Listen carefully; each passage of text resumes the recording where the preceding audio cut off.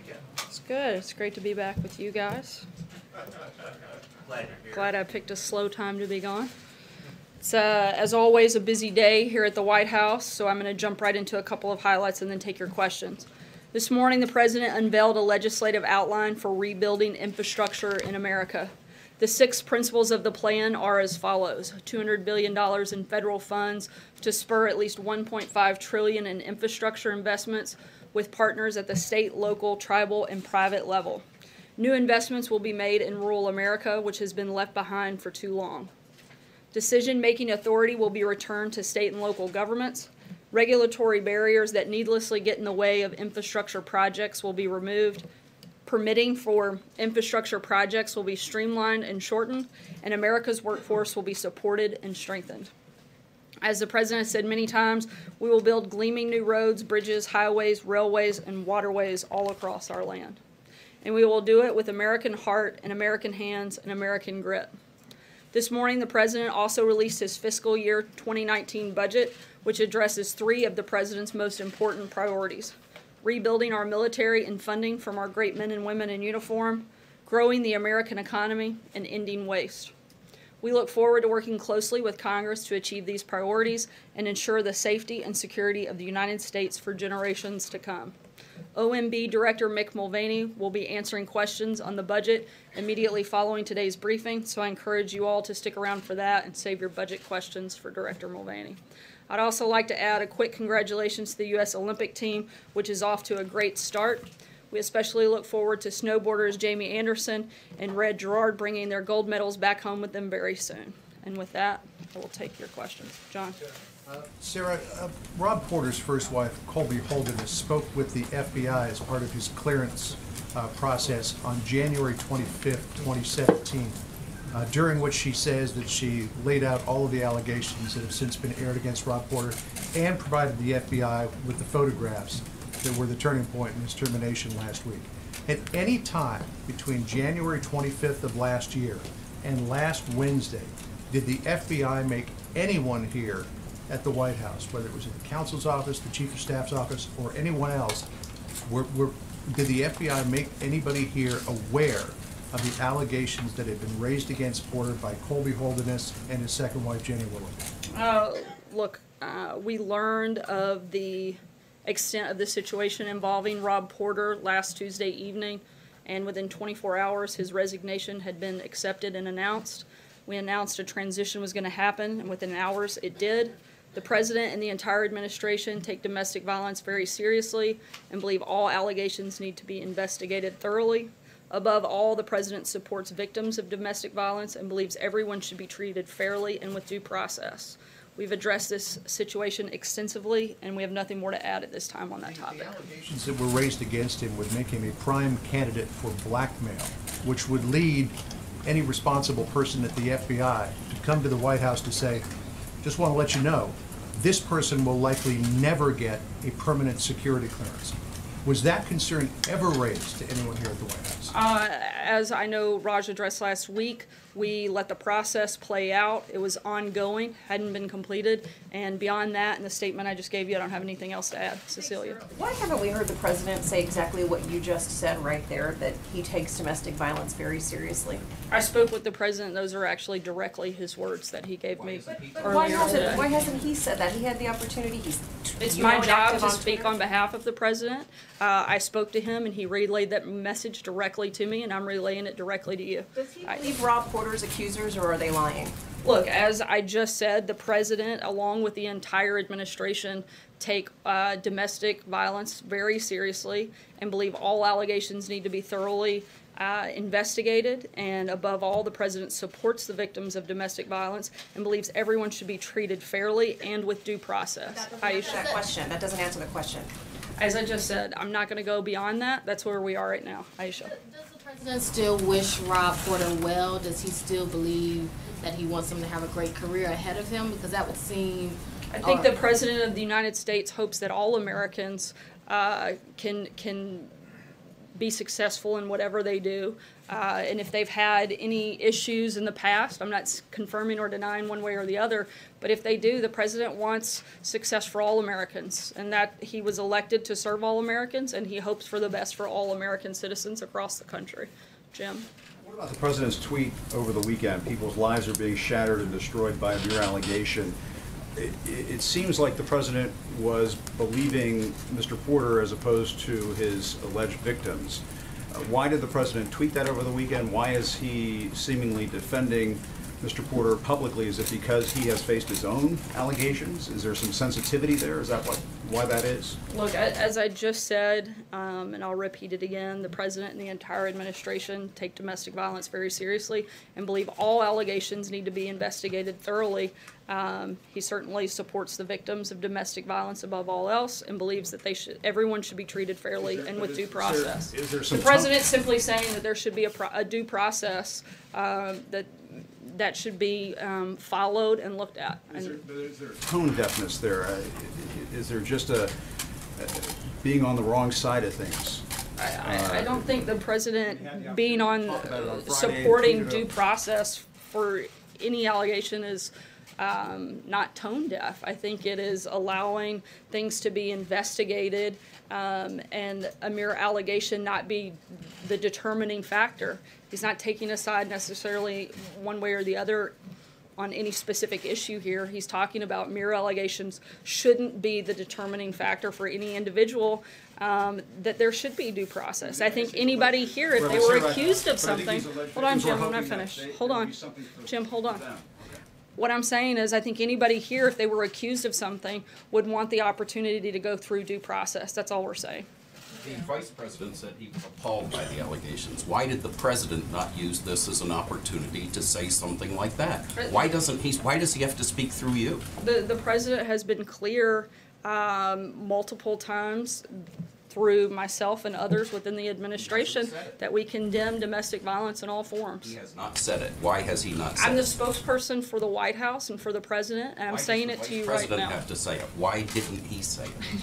I'm not sure how I can be any more clear. I think the president has espoused his views on this, and I certainly have His views are echoed and that told them for everyone. He wishes Porter well, and that he believes that people should have due process, but he hasn't addressed the victims of domestic violence at all. That's actually not true. If you were paying attention to what I just read to you, you would understand the opposite. He literally dictated that statement to me, and so I'm not really sure how that's not the president speaking on that topic. Matthew? Two questions, if I may. Does the White House have a rule or policy regarding how long an employee is permitted to operate with an interim security clearance?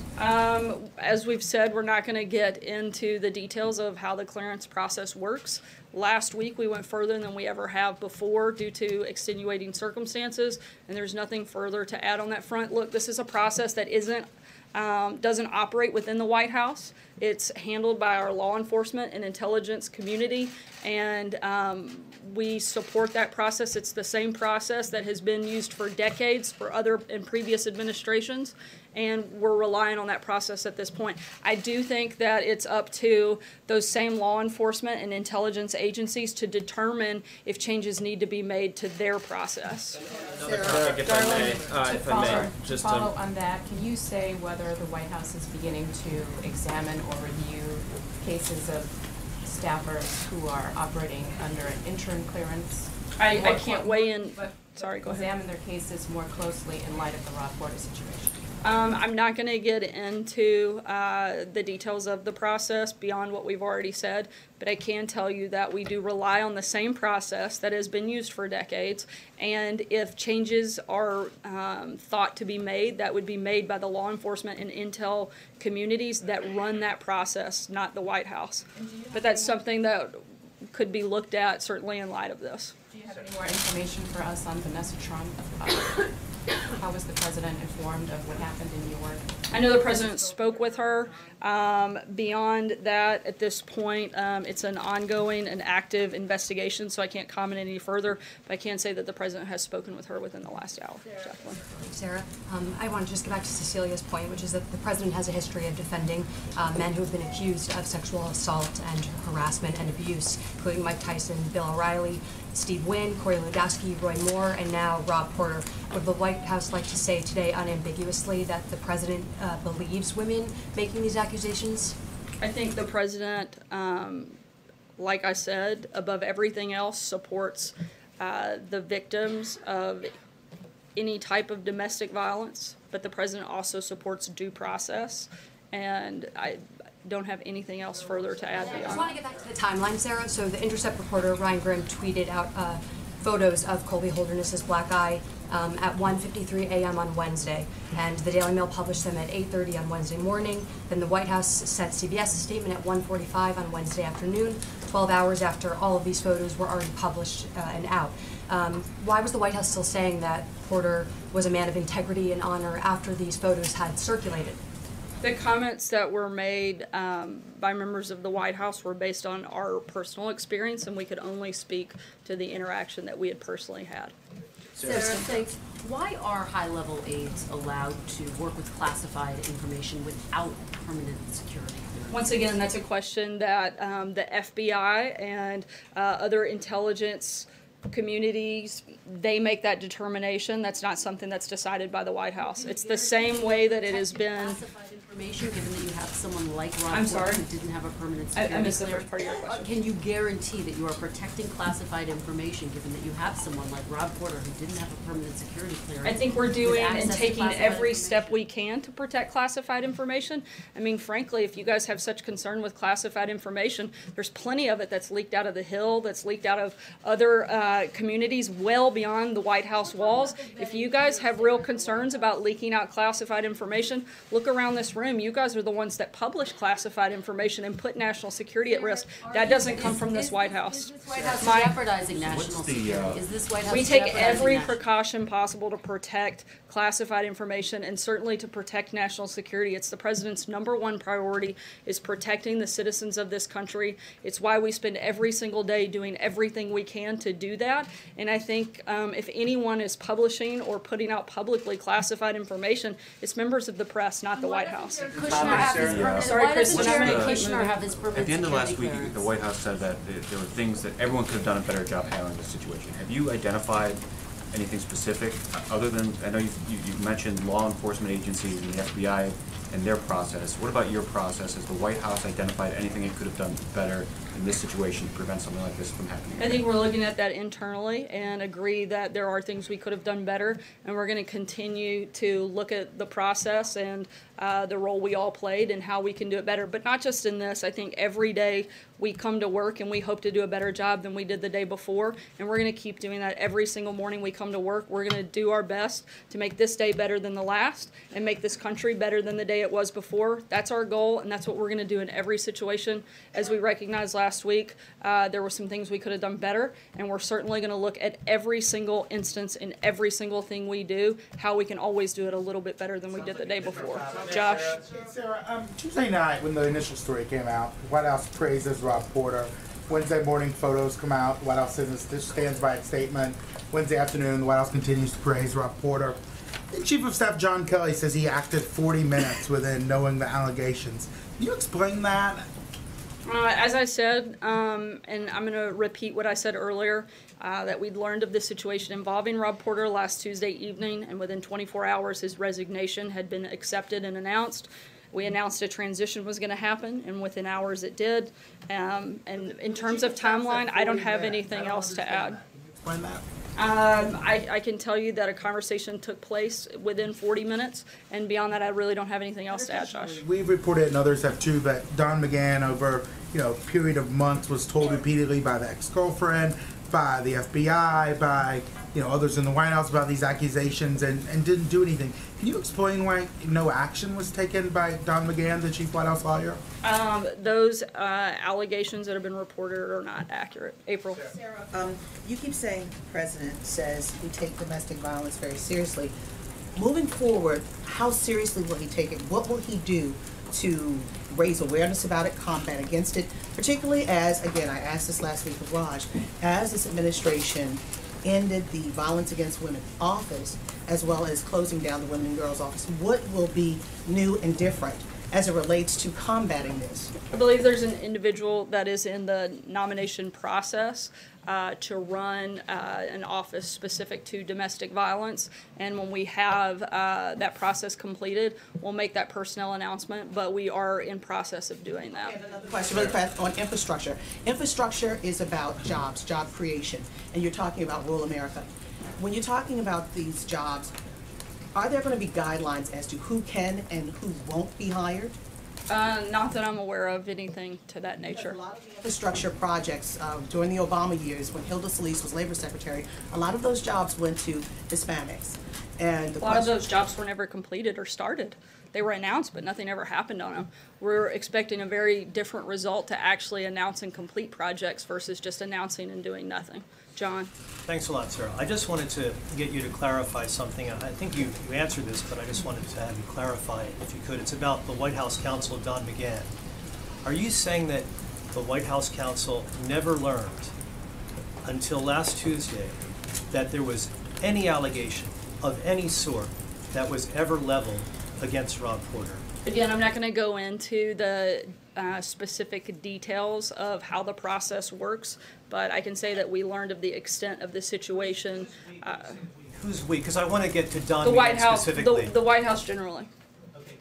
To Don McGahn specifically, though, had he learned at any time before last Tuesday, when this story was broken by the Daily Mail, that there was any allegation of any sort leveled by any person against Rob Porter? Again, I can't get into the specifics. I can tell you that the process for the background was ongoing, and the White House had not received any specific papers regarding the completion of that background check. So I can't go any further than what we've already said on that plot. John? No, thank you, Sarah. Two brief questions as a follow-up to the last two questions. What is Don McGahn's status as counsel right now? I think the same as it was 2 weeks ago, 2 months ago, a year ago. He's the head of the White House counsel, and I have no indication to see differently. All right, and the other question is, Senator Corker said last night he was reconsidering and possibly will reverse his decision not to seek re-election. Already a Republican primary is in process in the state. What's the president's view? Should Senator Corker run again? Would he try to persuade him to, or just urge him to go back home to Tennessee? We haven't had that conversation about Senator Corker's plans, but as always, I can't weigh in on any specifics of the potential of a race, but I would have to talk to the president before making a comment. I'll take one last question, Frank. Last year, the administration said that the national debt is a crisis, not just for the nation, but for every citizen. Does the president still believe that it is a crisis? And if it is a crisis, Sorry, I missed the first part. A national what? A national the national debt. Oh, sorry. And if the national debt is a crisis, why hit the gas pedal instead of the brake when it comes to spending? Look, the president, one of the biggest and top priorities of the president's first year in office was to pass the Tax Cuts and Jobs Act, which we think will have a big impact on that moving forward. It's been a major focus on the economy, and the budget today that provides funding for the president's priorities, including national security. The president also knows that one of the most important jobs he has is protecting this country, therefore the need for rebuilding our military that had been ignored for so long, infrastructure, focusing on defeating the opioids crisis and a border wall. At the same time, the budget reduces the deficit by over $3 trillion. This budget not only funds the president's priorities, but puts the country on a path to restoring fiscal discipline. I'd encourage you to stick around and talk to Director Mulvaney, who'd be happy to go into more detail on the budget and other things regarding that here in the next bit. Thanks so much, guys.